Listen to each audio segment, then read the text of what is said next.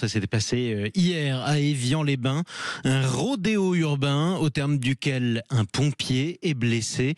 Le chauffard qui menait ce rodéo est revenu en arrière et a craché sur l'autre pompier qui s'occupait de son camarade blessé. Le pronostic vital manifestement est engagé pour celui qui a été percuté. Bonjour Éric Brocardi.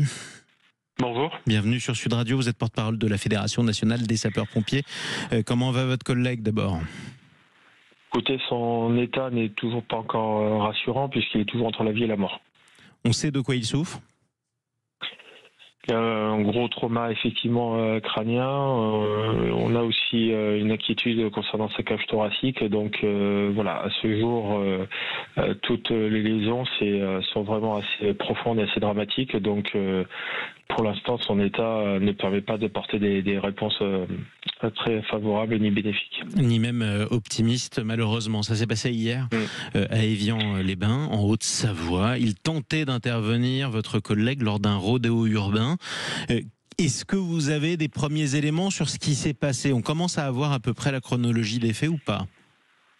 Oui, la chronologie des faits, nous commençons à la voir effectivement, c'est-à-dire que pendant cette nuit, très tôt le matin, des gens s'amusaient avec leur voiture dans un quartier qui est, on va dire, d'habitude empreint de quiétude. Et donc ce soir-là, enfin cette matinée-là, des jeunes avec leur voiture s'amusaient et effectivement de quartier on retrouve un collège, on retrouve une école, on retrouve un EHPAD et donc une caserne de proximité de sapeurs-pompiers, une caserne de première intervention pour le secteur d'Évian-les-Bains et visiblement assez dérangés par ce bruit-là, les sapeurs-pompiers ont fait comme tout un chacun, comme chaque concitoyen qui pourrait descendre dans la rue, demander simplement aux gens de se calmer ou d'aller faire du bruit ailleurs, sans une once de violence ou quoi que ce soit dans les mots. Donc il n'y a même plus d'altercation, c'est une explication.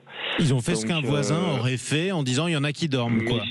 C'est ce que vous auriez fait lorsqu'à un moment donné vous avez tapé à la porte de votre voisin parce qu'il fait un peu du tapage nocturne et que vous dites est-ce que vous pouvez baisser un petit peu la musique. Donc là c'est exactement la même chose avec derrière malheureusement quelque chose qui déclenche une incompréhension, c'est-à-dire que au moment où les sapeurs-pompiers voyant qu'il n'y avait aucun moyen de communication et de compréhension de la part en gros, les jeunes voulaient passer et ont continué, ils ont dû les insulter, on le suppose. Qu'est-ce qui s'est passé ensuite ?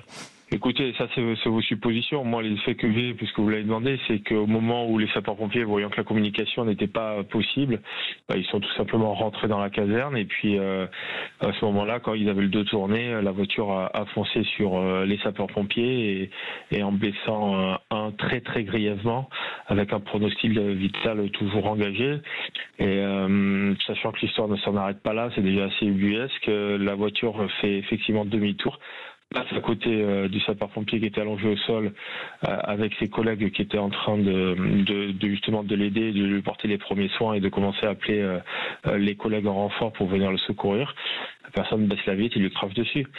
Donc voilà, on est passé à un stade totalement, on va dire, complètement, j'arrive même pas à qualifier cela. C'est d'un niveau d'une extrême inconscience, bêtise, tout ce que l'on peut retrouver, qui aujourd'hui sont partie des gens qui n'ont pas leur place sur Terre. Et est-ce qu'on peut parler de tentative de meurtre ?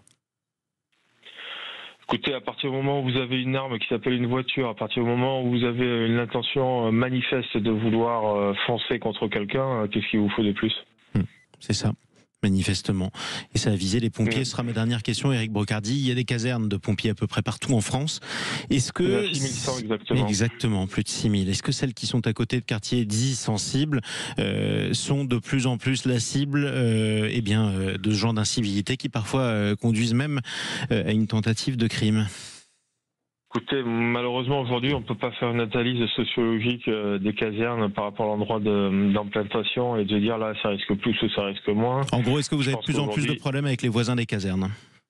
Non, pas du tout, puisque aujourd'hui on essaie malheureusement de se rapprocher aussi des centres de de vie au sens, on va dire, noble du terme, c'est-à-dire ceux qui peuvent apporter la vie, apporter un véritable service public avec une noblesse exemplaire.